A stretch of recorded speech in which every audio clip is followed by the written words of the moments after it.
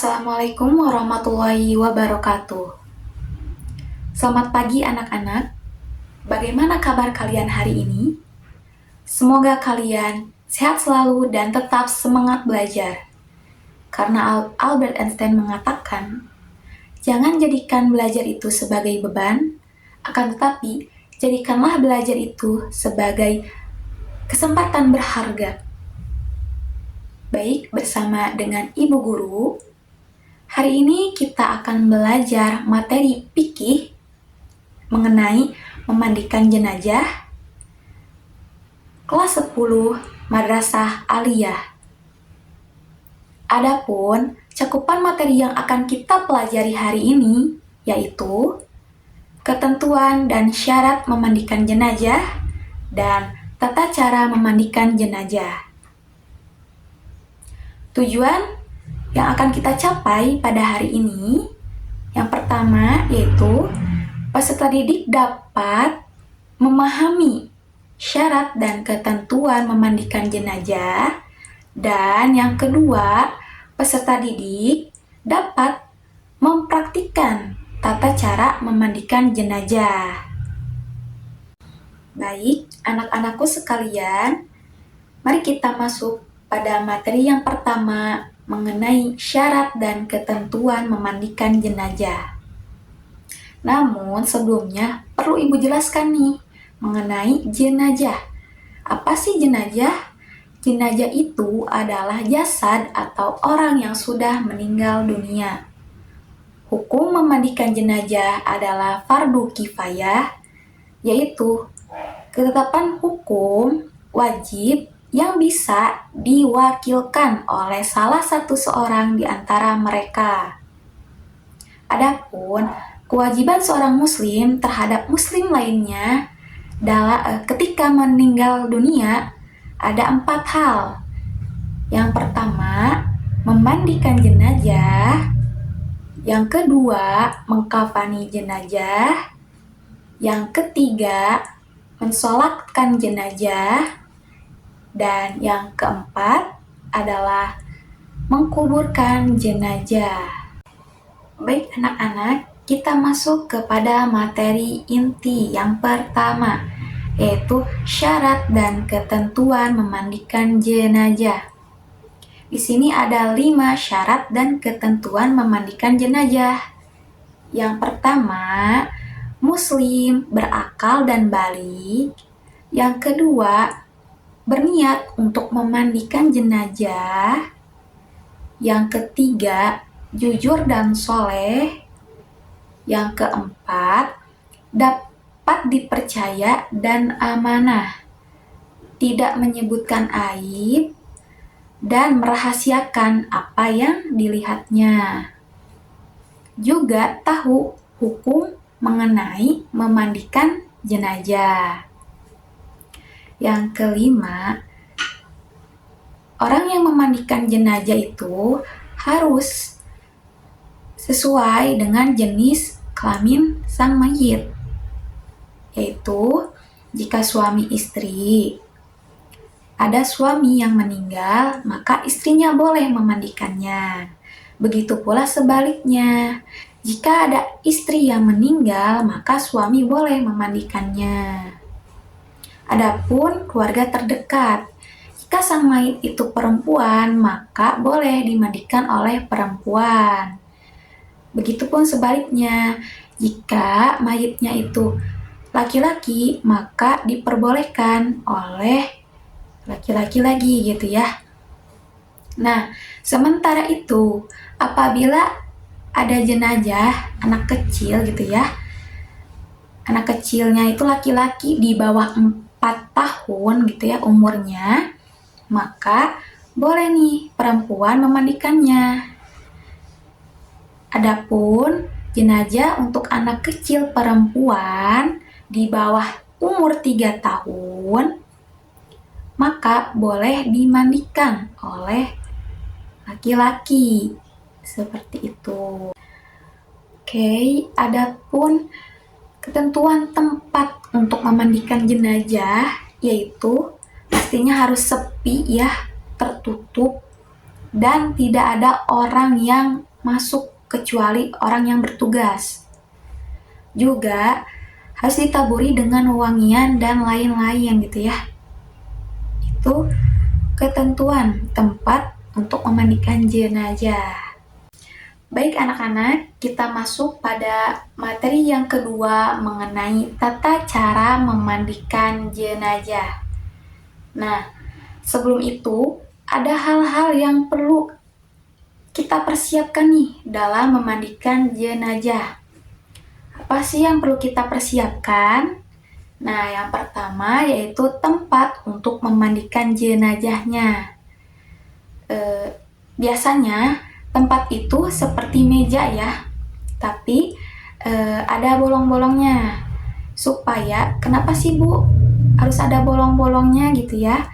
Nah, supaya kotoran-kotoran dapat keluar dengan mudah dari bolong tersebut ya. Jadi tidak berceceran kemana-mana gitu ya, ke pinggir-pinggir.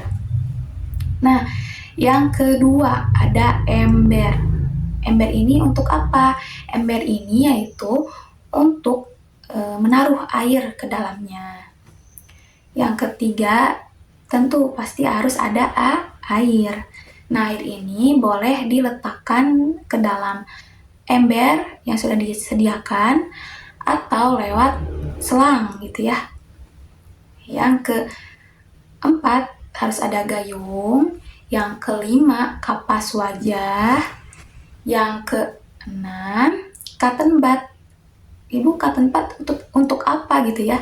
Cotton bud ini untuk menggosokkan lubang hidung atau lubang telinga supaya kotoran-kotoran lainnya yang ada di wajah itu bisa dibersihkan gitu ya. Seperti itu. Yang ketujuh ada kapur barus. Kapur barus ini sebaiknya dihaluskan gitu ya. Kita haluskan, digeprek ya semisalnya. Tuh. Yang kedelapan ada daun bidara.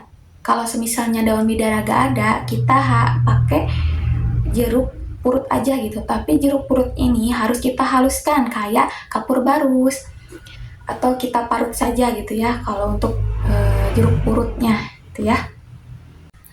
Yang kesembilan, kain penutup. Kain penutup ini kalau ada kayak sarung gitu ya, kalau enggak kayak samping atau samping kain yang di Jawa-Jawa gitu nih ya, kalau enggak pakai itu. Yang ke-10 ada handuk. Nah, handuk ini untuk apa? Handuk ini untuk mengeringkan jenazah ketika setelah dimandikan gitu ya. Yang ke-11 ada sabun. Yang ke-12 ada sampo. Dan yang ke-13 harus ada sarung tangan. Nah, sarung tangan ini yaitu digunakan ketika memandikan jenazah gitu. Jadi tidak boleh tangan ini telanjang gitu. Jadi harus dipakaikan oleh sarung tangan seperti itu ya. Itu merupakan hal-hal yang perlu disiapkan dalam memandikan jenazah. Baik anak-anakku sekalian, kita akan masuk pada materi tata cara memandikan jenazah.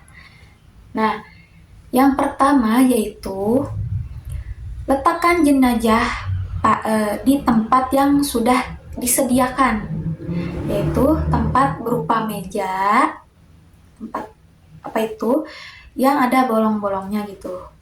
Ya, setelah itu kepala itu letaknya harus lebih tinggi daripada badannya gitu ya. Nah, sebelum itu semua kita harus tutupi dulu nih aurat sang mayit atau sang jenazah dengan kain yang telah disediakan, yaitu seperti sarung atau samping ya, itu yang sudah Ibu jelaskan sebelumnya gitu ya.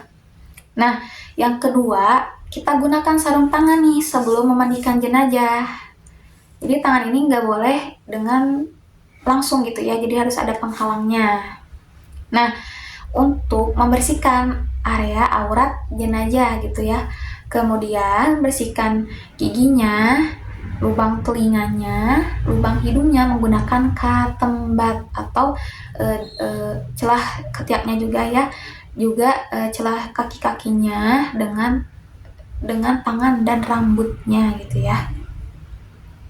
Nah, lalu mengeluarkan kotoran nih dari perutnya dengan menekankan secara perlahan-lahan. Itu nomor 3 ya. Nah, jadi jangan kita menyakiti sang mayit. Jadi harus perlahan-lahan gitu ya dalam memandikan, dalam mengeluarkan kotoran yang ada pada mayit gitu ya. Yang keempat, siram seluruh tubuh mayit dengan air sabun. Yang kelima, lakukan niat dalam hati. Kalau jenazahnya laki-laki, maka niatnya nawaitu ghusla li hadhil mayyiti lillahi ta'ala. Kalau jenazahnya perempuan, maka niatnya nawaitu ghusla li hadhihi mayyitati lillahi ta'ala. Atau bisa juga dengan saya berniat memandikan jenazah gitu ya dalam hati. Nah, ketika kita setelah kita niat gitu ya, nah lalu siramkan air ke seluruh tubuh jenazah dari ujung kepala hingga ujung kaki gitu ya, dengan air bersih.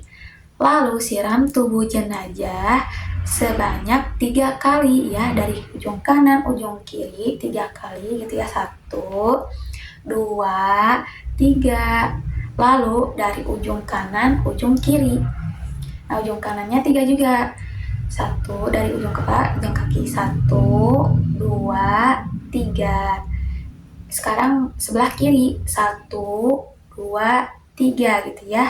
Jadi 3 kali dalam menyiram jenazah gitu ya. Lalu kita membersihkan rambutnya dengan menggunakan sampo yang disediakan. Setelah itu siram kembali sang jenazah, lalu kita keringkan nih. Kita keringkan tubuh jenazah dengan handuk yang telah disediakan. Nah, pastikan ketika kita mengeringkan jenazah gitu ya, pastikan auratnya itu tertutup, jangan sampai terlihat gitu ya selama proses pemandian jenazah. Seperti itu untuk tata cara memandikan jenazah ya. Baik anak-anak, demikian untuk materi hari ini. Semoga bermanfaat. Sekian dari Ibu. Wassalamualaikum warahmatullahi wabarakatuh.